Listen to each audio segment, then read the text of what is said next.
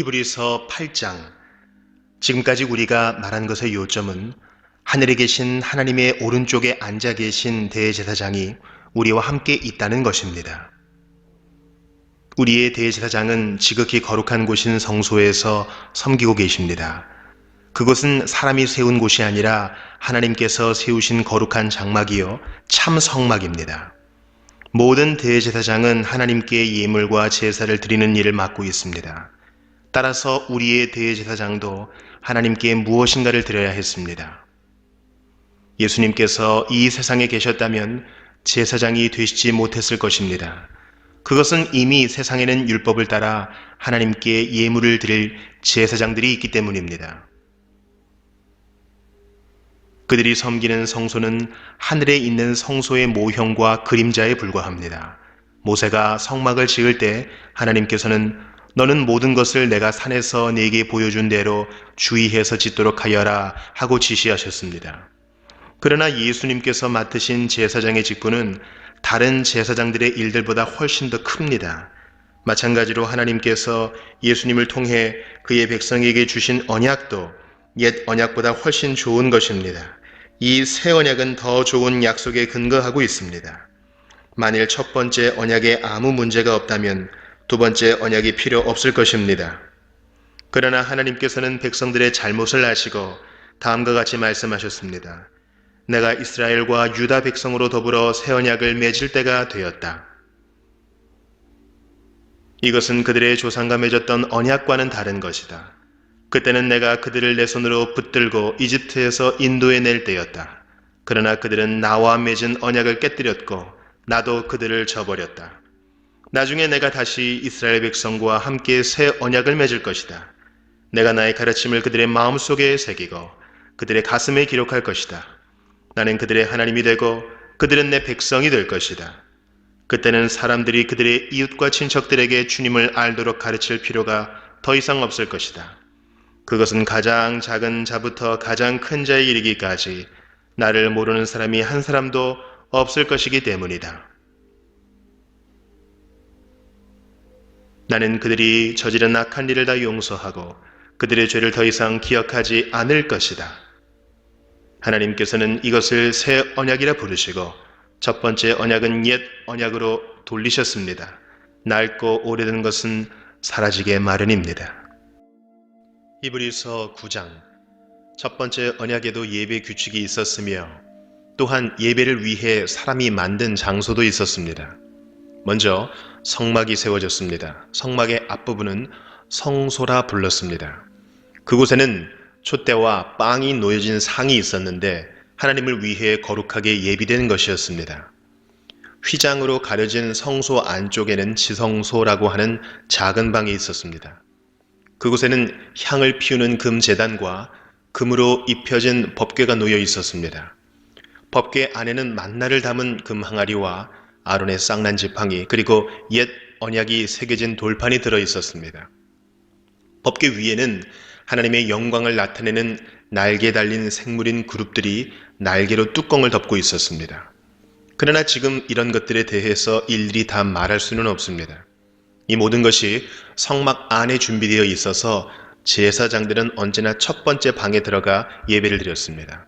그러나 두 번째 방에는 오직 대제사장만이 1년에 한 번 들어갈 수 있었습니다. 또 대제사장도 피 없이는 결코 그곳에 들어갈 수 없었습니다. 그는 그 피를 자기 자신과 백성의 죄를 위해 하나님께 드렸습니다. 이것은 그들이 모르고 지은 죄를 위하여 드리는 것입니다. 성경은 이것을 통해 옛 성막제도가 그대로 남아있을 때는 지성소로 들어가는 길이 아직 열려 있지 않다는 것을 보여주셨습니다. 이것은 현재를 위한 비유입니다. 예물과 제사로는 예배드리는 자의 마음속까지 깨끗하게 할 수 없습니다. 이것은 단지 먹고 마시고 여러 가지 몸을 씻는 등의 예식으로서 하나님의 새 법이 올 때까지만 적용되는 것입니다. 그러나 그리스도께서는 지금 우리가 가지고 있는 좋은 것들의 대제사장으로 오셨습니다. 그는 더 크고 완전한 성막에 들어가셨습니다. 그것은 사람의 손으로 지은 것도 아니며 이 세상에 속한 것도 아닙니다. 그리스도는 단 한 번 지성소로 들어가셨습니다. 그분은 염소나 송아지의 피가 아닌 자신의 피를 가지고 지성소로 들어가셔서 우리를 죄에서 완전히 자유롭게 해주셨습니다. 염소와 황소의 피와 암소의 죄를 부정한 사람에게 뿌리면 그 육체를 다시 깨끗하게 할 수 있습니다. 그렇다면 영원하신 성령을 통해 하나님께 자기 자신을 완전한 제물로 드린 그리스도의 피는 어떻겠습니까? 그의 피는 죽음에 이르게 하는 행동에서 우리 마음을 깨끗하게 하고 살아계신 하나님을 섬기는 데 부족함이 없도록 할 것입니다. 그러므로 그리스도께서 새 언약의 중보자가 되셨습니다. 이제 하나님께 부르심을 받은 자들은 하나님께서 약속하신 영원한 복을 받을 수 있게 되었습니다. 옛 언약 아래에서 살던 사람들을 죄로부터 자유롭게 하기 위하여 그리스도께서 죽으셨기 때문에 사람들이 그 축복을 누릴 수 있게 된 것입니다.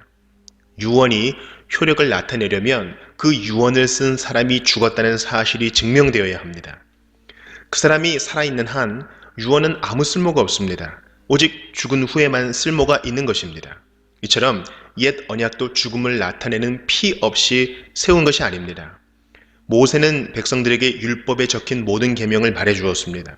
그리고 송아지의 피를 물과 함께 섞은 다음 붉은 양털과 우슬초에 적셔서 율법책과 백성들에게 뿌렸습니다. 그리고 이것은 하나님께서 여러분에게 순종하라고 명령하신 언약의 피입니다 라고 말했습니다. 모세는 성막과 예배에 쓰이는 모든 물건에도 그런 방법으로 피를 뿌렸습니다. 율법은 거의 모든 것이 피로써 깨끗해지며 피 흘림이 없으면 죄의 용서도 없다고 말합니다. 하늘에 있는 참된 것들을 모방한 이 땅의 모형은 동물의 피로 깨끗해져야 합니다. 그러나 하늘에 있는 것들은 더 좋은 제물이 필요합니다. 그리스도께서는 사람이 지은 지성소에 들어가지 않으셨습니다. 그것은 참된 것의 모형일 뿐입니다. 그리스도께서는 하늘에 올라가시고 그곳에서 우리를 도우시려고 하나님 앞에 서신 것입니다. 대제사장은 1년에 한 번 자신의 피가 아닌 동물의 피를 가지고 지성소로 들어갑니다.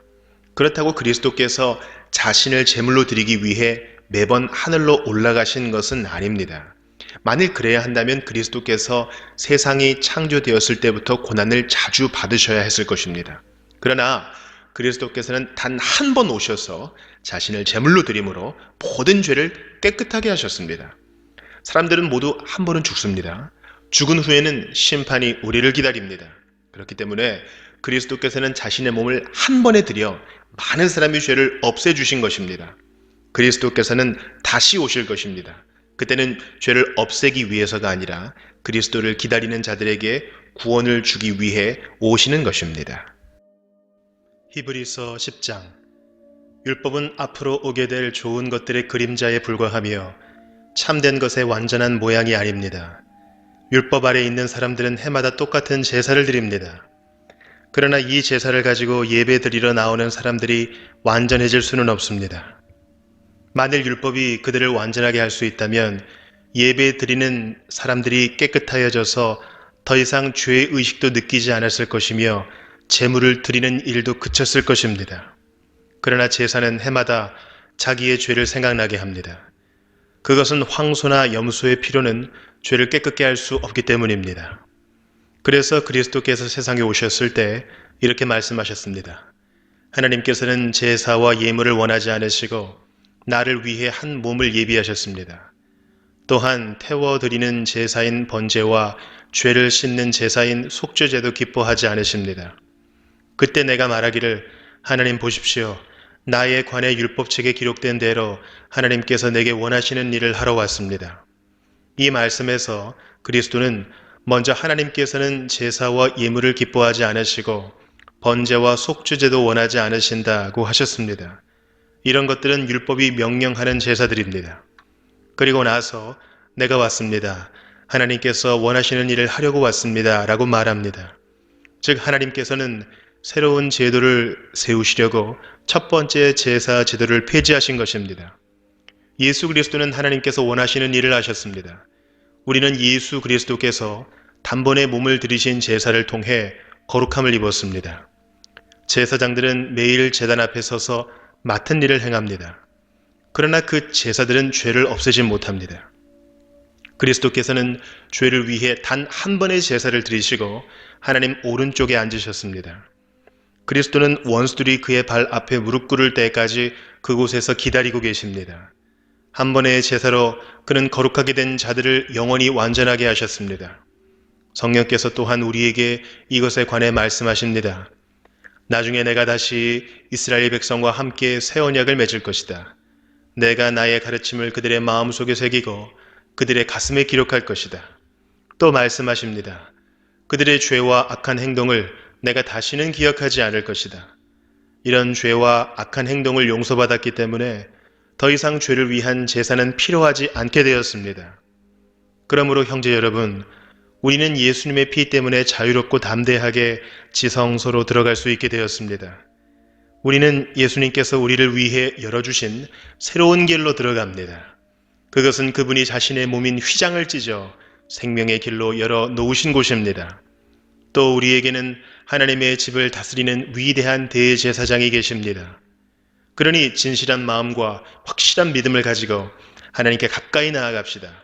우리는 죄책감에서 깨끗해지고 자유로워졌으며 맑은 물로 몸이 씻겨졌습니다.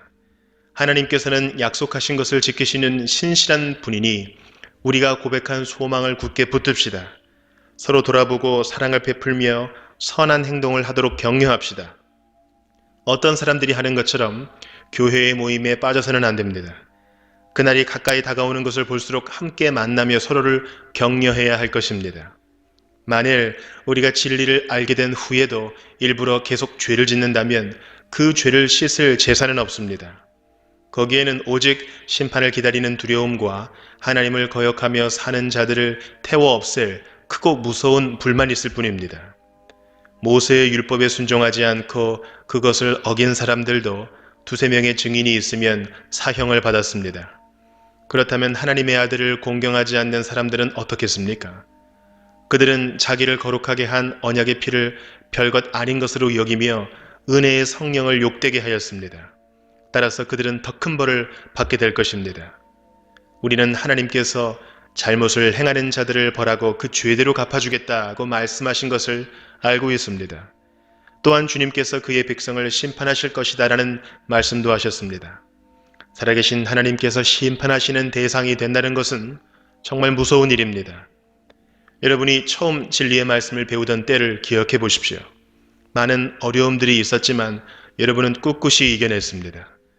때때로 사람들 앞에서 모욕을 당하며 핍박을 받기도 했고 그런 고난을 받는 사람들과 친구가 되기도 하였습니다. 옥에 갇힌 자들을 도와주고 여러분이 가진 것들을 빼앗겨도 기뻐하였습니다. 그렇게 할 수 있었던 것은 여러분이 더 좋고 영원한 것이 있다는 것을 알고 있었기 때문입니다. 그러므로 이전에 가졌던 용기를 잃어버리지 마십시오. 더 큰 보상이 여러분을 기다리고 있습니다. 인내를 가지고 하나님께서 원하시는 일을 해서 그분께서 약속하신 것을 받으시기 바랍니다. 조금만 있으면 오시기로 한 그분이 오실 것이며 결코 늦지 않으실 것이다. 나와 함께 의롭게 산 사람들은 믿음 때문에 생명을 누릴 것이다. 그러나 믿음에서 뒤로 물러난 사람들을 내가 기뻐하지 않겠다. 우리는 뒤로 물러나 하나님께 버림을 받을 사람들이 아닙니다. 우리는 믿음으로 구원함을 받을 사람들입니다.